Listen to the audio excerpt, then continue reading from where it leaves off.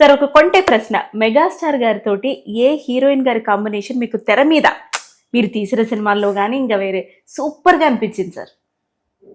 నాకు అంటే ఫస్ట్ విజయశాంతి, రాధ ఇద్దరు ఎక్స్ట్రాడినరీ. అంటే తను బ్రహ్మాండమైన డ్యాన్సరు. అసలు కామెడీ చేయాలంటే తన తర్వాతనే.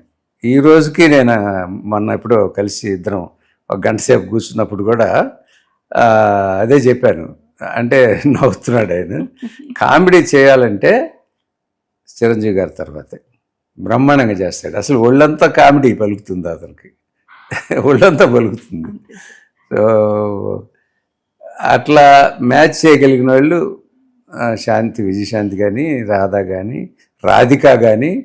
రాధిక దొంగమొగుడు సినిమాలో అసలు ఆ మాస్ క్యారెక్టర్ చేసేటప్పుడు అసలు మామూలుగా చేయలేదు ఆ అమ్మాయి.